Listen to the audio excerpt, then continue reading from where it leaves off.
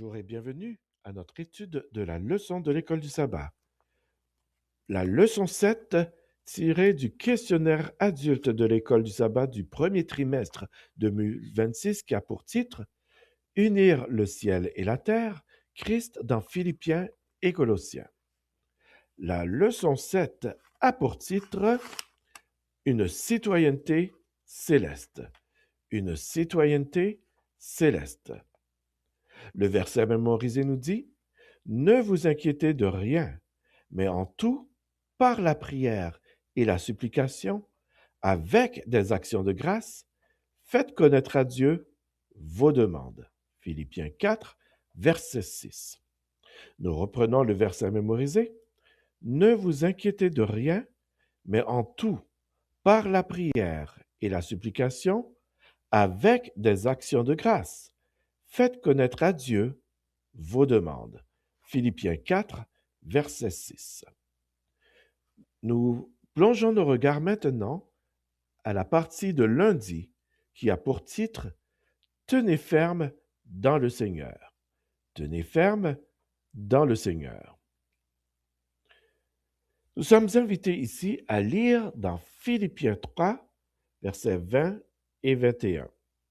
Il est écrit Mais notre cité à nous est dans les cieux, d'où nous attendons aussi comme Sauveur le Seigneur Jésus-Christ, qui transformera le corps de notre humiliation en le rendant semblable au corps de sa gloire, par le pouvoir qu'il a de s'assujettir toutes choses. Alors, la question est posée ici. De quelle manière saisissante Paul dépeint-il la citoyenneté chrétienne? De quelle manière saisissante Paul dépeint-il la citoyenneté chrétienne? L'auteur du questionnaire nous dit ceci.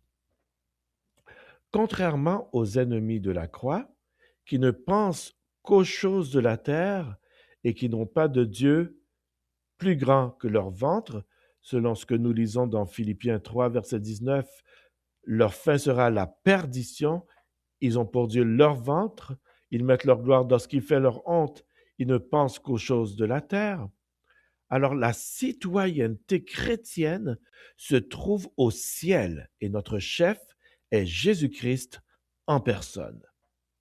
Pour souligner ce point, Paul souligne la nécessité que notre corps humilié, selon ce que nous avons lu au verset 21, sujet à la maladie, à la dégradation et à la mort, soit transformé et devienne comme le glorieux corps ressuscité de Christ. Alors, si nous nous rappelons de ce qui est écrit au verset 21, Paul dit que le Christ transformera le corps de notre humiliation en le rendant semblable au corps de sa gloire par le pouvoir qu'il a de s'assujettir toutes choses. Maintenant, la deuxième question de cette partie. Comment les passages suivants décrivent-ils la condition glorifiée? Comment les passages suivants décrivent-ils la condition glorifiée? Nous allons lire ces passages-là. Premièrement, Job 19, versets 25 à 27. Job 19, versets 25 à 27 dit « Mais je sais que mon Rédempteur est vivant et qu'il se lèvera le dernier sur la terre. Quand ma peau sera détruite, il se lèvera. Quand je n'aurai plus de chair, je verrai Dieu. Je le verrai et il me sera favorable. Je le verrai, mes yeux le verront et non ceux d'un autre. Mon âme languit d'attente au-dedans de moi. » Le deuxième passage est celui de Luc 24, verset 39, où Jésus dit « Voyez mes mains et mes pieds, c'est bien moi. Touchez-moi et voyez. Un esprit n'a ni chair ni os, comme vous voyez que j'ai. » Dans 1 Corinthiens 15, versets 42 à 44, il est écrit: Ainsi en est-il de la résurrection des morts. Le corps est semé corruptible, il ressuscite incorruptible. Il est semé méprisable, il ressuscite glorieux. Il est semé infirme, il ressuscite plein de force. Il est semé corps animal, il ressuscite corps spirituel. S'il y a un corps animal, il y a aussi un corps spirituel. Dans 1 Corinthiens 15, versets 50 à 54, il est écrit: Ce que je dis, frères, c'est que la chair et le sang ne peuvent hériter le royaume de Dieu et que la corruption n'hérite pas l'incorruptibilité. Voici, je vous dis un mystère, nous ne mourrons pas tous, mais tous nous serons changés en un instant, en un clin d'œil, à la dernière trompette. La trompette sonnera, et les morts ressusciteront incorruptibles, et nous serons changés. Car il faut que ce corps corruptible revête l'incorruptibilité, et que ce corps mortel revête l'immortalité.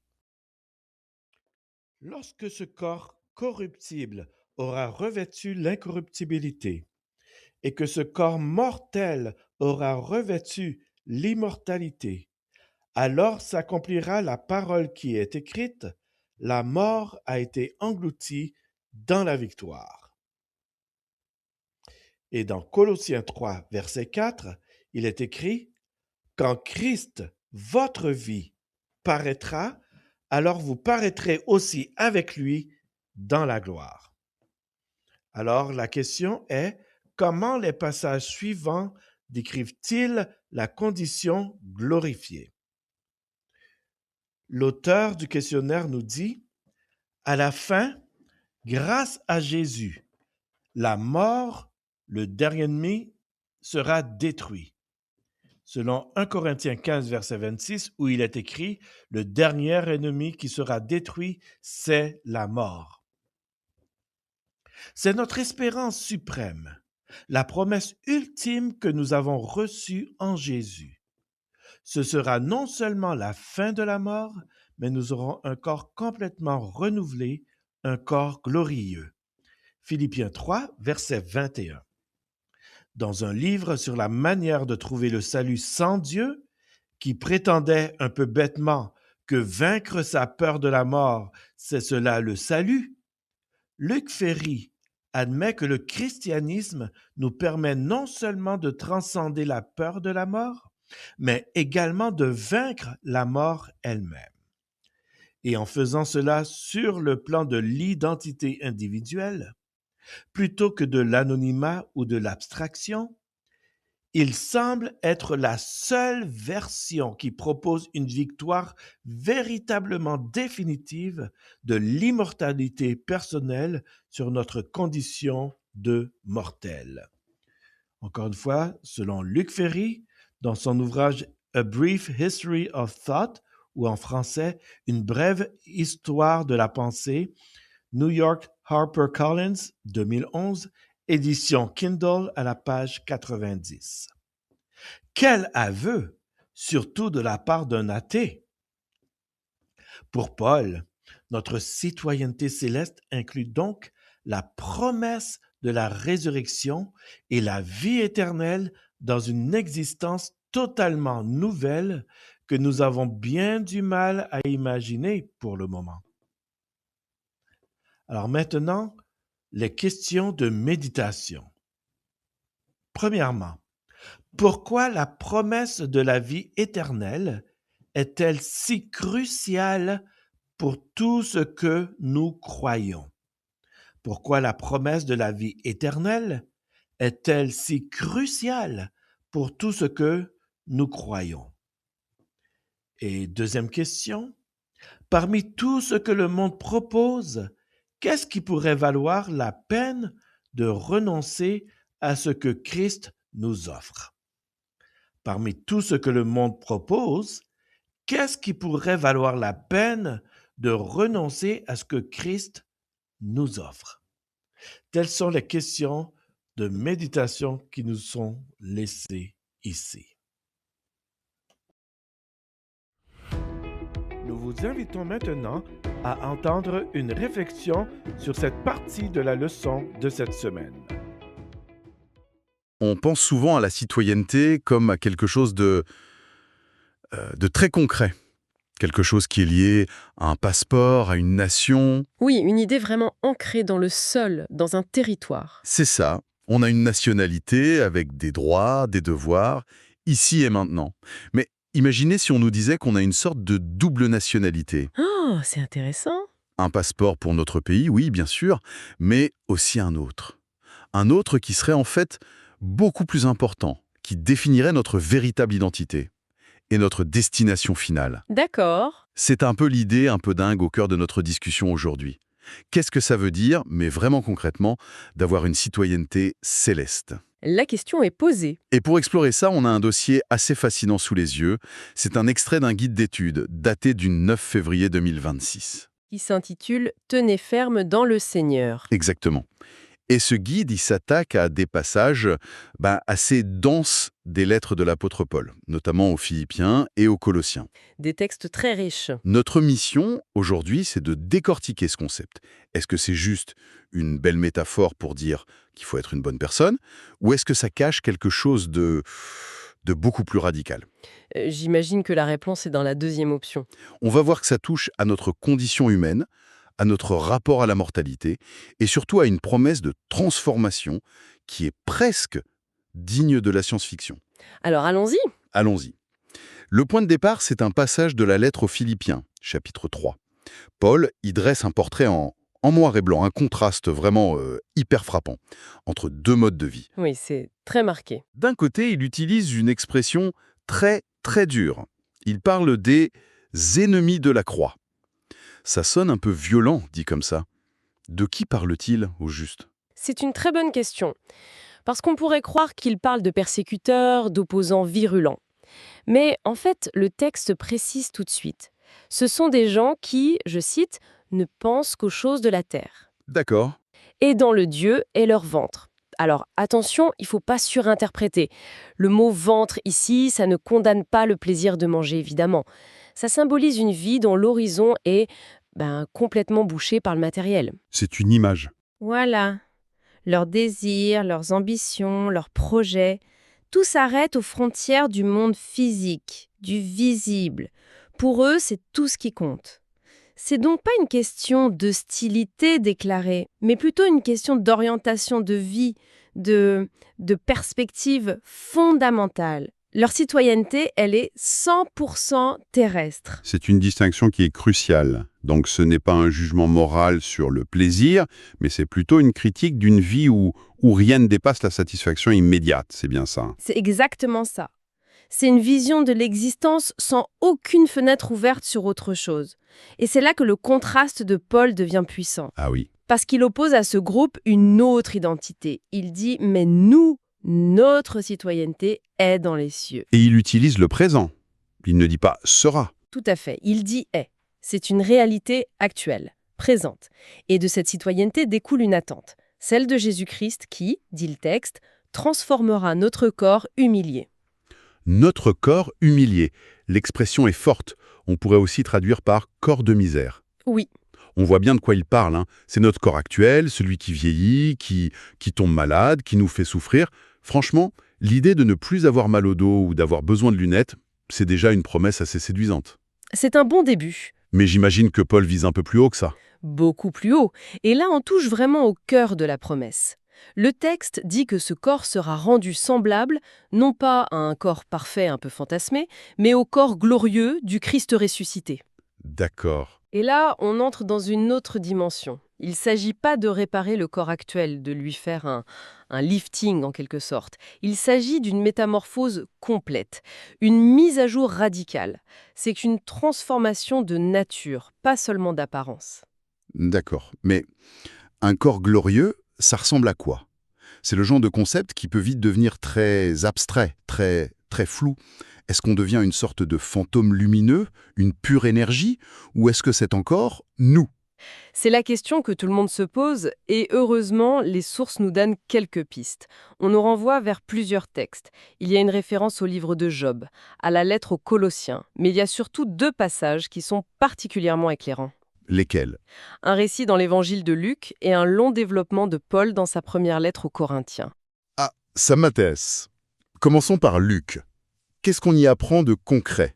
Eh bien, la référence à Luc, au chapitre 24, elle est fascinante, parce qu'elle est très terre-à-terre, justement. On y voit le Christ après sa résurrection, et il fait des choses assez surprenantes. C'est-à-dire?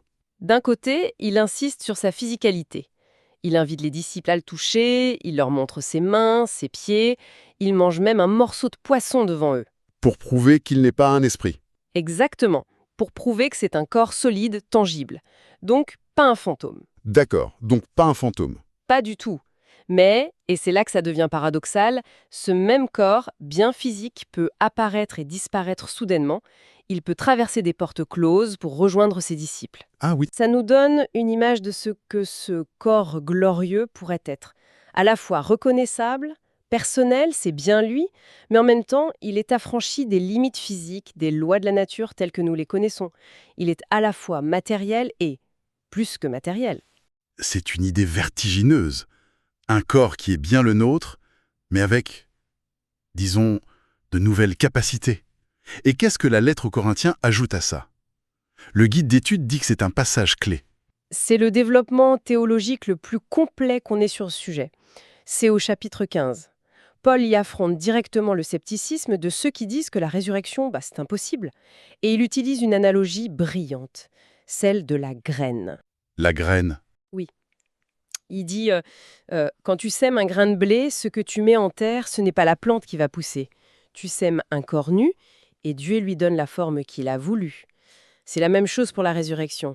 Le corps qu'on enterre, qu'il appelle corruptible, naturel, faible, c'est comme la graine.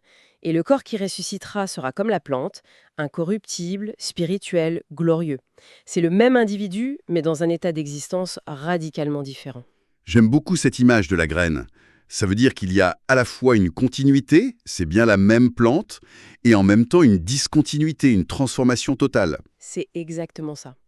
Paul martèle cette idée en disant que la chair et le sang ne peuvent hériter le royaume de Dieu. Notre biologie actuelle, mortelle et limitée, n'est tout simplement pas compatible avec la vie éternelle.